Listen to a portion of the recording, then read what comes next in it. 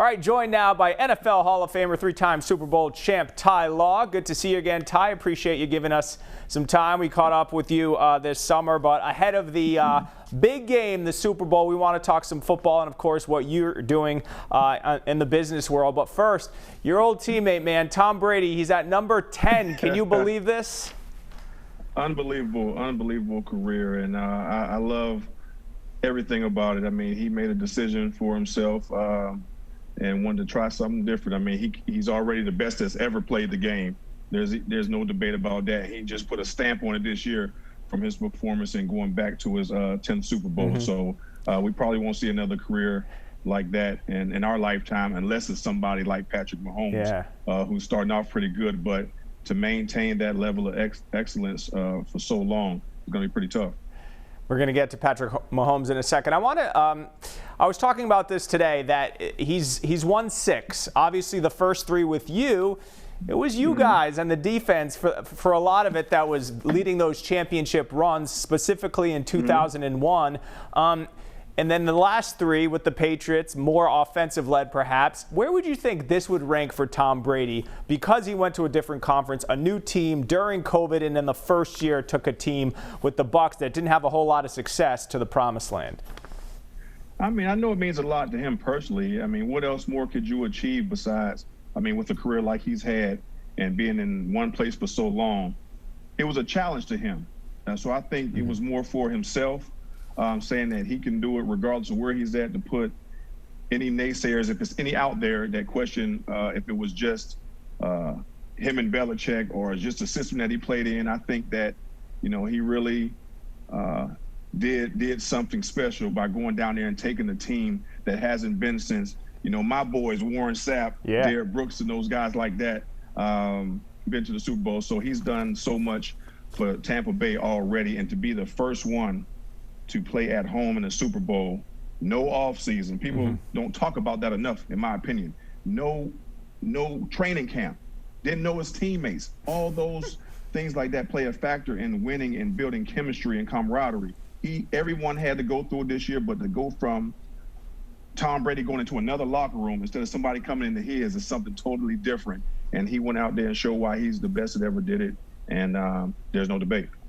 Did you know early on when he walked in as a skinny kid from your alma mater, Michigan, that he would have the leadership and that X-factor quality to lead championship teams?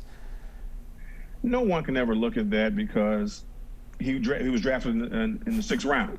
You know what I mean? So no one ever thought this. Now, what I did see is a competitor. I see somebody that wouldn't quit. He wouldn't back down.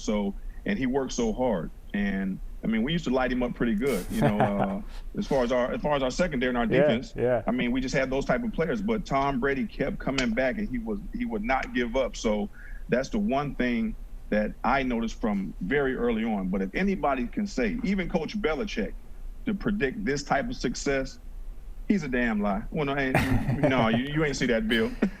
You just ain't see that. No one's seen this. You mentioned Bill, your former coach. Everyone's saying, hey, Brady's winning this divorce right now. You know, Bill's licking his chops trying to restock the cupboard here in New England. Do you think this is motivation for Belichick? How do you think he's handling that Brady's having so much success without him? I don't think Bill has that much of an ego. I mean, we all have egos, don't get me wrong. And yeah, Bill has one, but when it comes to Tom, I think there's more love than anything, you know, and I know he wants Tom to do well. Think about it, 20 years doing anything, whether it's a job, relationship. They were married to each other in this game of football, in this business for 20 years.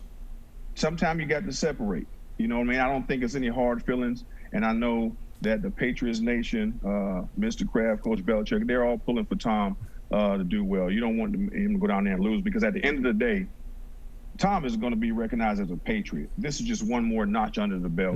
And I think Coach Belichick will be just fine. And if he does have that sense of competitiveness about him, I wouldn't bet against him moving forward, because he's gonna restock and reload. But I don't think, you know, either one of them makes each other. He's the greatest head coach of all time. Tom Brady is the greatest quarterback. And now you can talk about football player, period, of all time. It is what it is. But right now, you know, Tom is having more success. But I try to remind people that if Tom was playing for the Patriots, do you think that they will be in the Super Bowl with the team that they had? No. And that is an absolute no. I don't care what anybody says. And I'm riding with the Patriots all day, every day. But Tom would not have took that team to the Super Bowl. So he did the best thing for himself, his career, and he was the one piece that they were missing down there in Tampa Bay. You had success against a lot of quarterbacks over the years, specifically your boy Peyton Manning. How would you approach facing Tom Brady, who you did so many times in practice, even as an opponent, versus Patrick Mahomes, who's so dynamic and is sort of this new wave of quarterback? Well, you go into the game, you know that Tom isn't going to scramble. He's not going to run. He's going to move in the pocket, and he's going to make his throws. It's probably going to come out a lot quicker than Patrick Mahomes. But when Patrick Mahomes, when you're playing and the weapons that he have, you know you're going to have to cover a lot longer. And that is the thing that you think about as a defensive back. You can have your guy blanketed, and next thing you know, here's a scramble play. So you got to pick up, and you're going to have to just cover that much longer because of what the quarterback has the ability to do. So there are two dynamic players, totally different as far as the way they play the game, and you have to take a different approach. Tom, you know, he's looking to throw. And I think Patrick Mahomes is as well, but he will take off and run a lot quicker than Tom Brady will, and you have to be aware of that as a defensive back. All right, a couple more. You've experienced the Super Bowl on several occasions, and you know the hoopla that is. You guys usually get down there a week before, all the media obligations, family coming in, asking for tickets. Your attention is really sort of spread out. How's it going to be different for the teams this year? You're hearing Kansas City isn't flying in until Friday or Saturday. Tampa gets to practice at their own facility, sleep in their own beds. How do you think this is impacting the teams? Well, for Tampa Bay, it's going to be a lot better. You can stay at home. You know what I mean? It's never been done. So I can only imagine what that feels like to be able to go home every day. But I think the hype building up to the game is more two great teams, which we want to see. I think the NFL was banking on something like this where Tom Brady would go be at home, Patrick Mahomes. But it's not going to be the same in the sense where all the hoopla, because you're not down there. You don't have the same obligations as you would if you're down there for a whole week and have to go here and you get prayed around, then you got to fit in practice, then you got to fit in your family. So it actually might work to both teams' advantage, you know, and go out there and really play football because you don't have to concentrate on anything else. But I think that's all a part of the experience as well. Now you're talking to somebody who's been to 4 Super Bowls and played in 3, so I can only imagine what that'll be like because you want to win the football game. But it is a lot of distractions when you go down there because it's just certain obligations and you want to take advantage of the moment because everyone's down there and all the, you know, parties and fans and things like that, and you want to participate as much as you can without, you know, taking away from your game because you're in the Super Bowl. But right now, I think it's a definite advantage if they're not gonna go down till like Friday before the game and they get to do everything at home. Let me get your game pick. Who do you have in this one? You know what?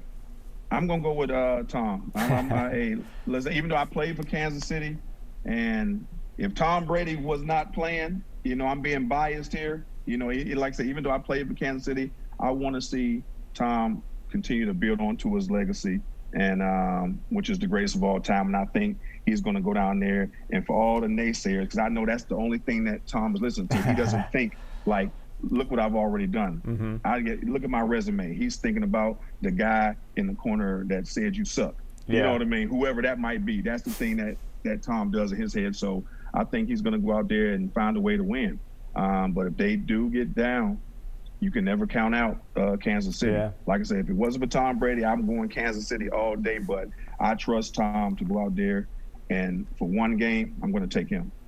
And prior to Super Bowl Sunday, the night before, the Hall of Fame class would be announced. You were just honored entering, getting that gold jacket, part of the Patriots dynasty. Your teammate Richard Seymour is a finalist. Do you think Richard gets in this year? I definitely hope so. I think if you look at what he has done, his impact, I think, you know, a lot of people, I hear a lot of whispers talking about, well, he didn't have this many sacks. But if you was to tell Richard, say, go get the quarterback, I guarantee you he'll be well over 100 sacks, but he has so much more responsibility taking on double teams and, you know, being that clog and getting to the quarterback when he has to. So if you look at his body of work and the impact he had on those great defenses, you will see that Richard Seymour is a surefire Pro Football Hall of Famer. And I hope that he gets in. I'm pulling for him. But the one good thing I can say, if you're a finalist, you know, there's like a 90% chance at some point that you'll get in. And he's been the finalist for the last couple of years. So, hopefully it's this year, but it's only a matter of time, if it doesn't. But I'm really pulling for him because he damn sure got my vote. Now, you're a partner for V1 Vodka, and this has been really cool. If you don't follow Ty on social media, you pop up in liquor stores around New England, whether it's Haxton's or Gasparo's or whatever, and people will just bump into you. It's a way that you're promoting your vodka. How cool has that been, interacting with people who just bump into a Hall of Famer at a liquor store? It's been awesome. It's something that, during, the COVID pandemic, you try to get creative. People, still want to have a drink, and, where we don't get to do the same things as far as being, in stores doing tastings and at restaurants and things like that. So it was just something that I said that would be pretty fun to just go out there and just see people's reaction or go sign a few bottles. And, it's been awesome. I'm actually sipping on one right now. I'm at home, so sipping on one right now. There you go. But and then to get people to try it, and when they buy it, and now they're saying they're, V1 fans, they're old vodka, they won't drink that again. So that is the biggest thrill I get out of it. One, I got to get you to try it, and then once you try it, I think our product speaks for itself.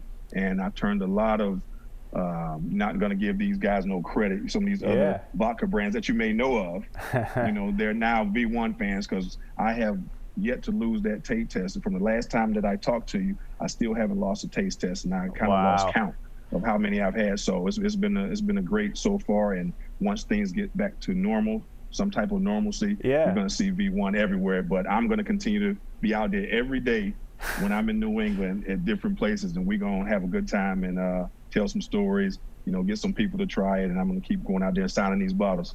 Well, there you go. Gotta be the lucky one to get one. I have a few, and you sign some. So when you sign a bottle for someone, do they drink it and then just keep it as memorabilia, or do they not open it? What's the move there? You know what? Most of the people that go grab the signed bottle, they keep it, so they buy one to keep. If they can find the signed one, and then they'll buy one to drink. So I appreciate that. So we can get a twofer there. I enjoyed it this when we last saw each other in this summer, and I have some in my cabinet. So and we'll remind everyone to drink responsibly, but absolutely good stuff. And hey, you don't be there it is right there. It is. Look at the V. Very recognizable. So if y'all see this, this is where it's at. And by the way, we're the official vodka of the Pro Football Hall of Fame. So if you want to be the best, let's drink the best. That's how I look at it. There you go. You don't become a Hall of Fame football player taking practices off, so you're out there grinding, supporting a new business. We appreciate your time, Ty. Hopefully you enjoy the Super Bowl. I appreciate you giving us your time again, and best of luck with V1. All right, thank you. Thank you, Yianni. Thanks for having me, man. Thanks. Call me anytime. Take it easy now.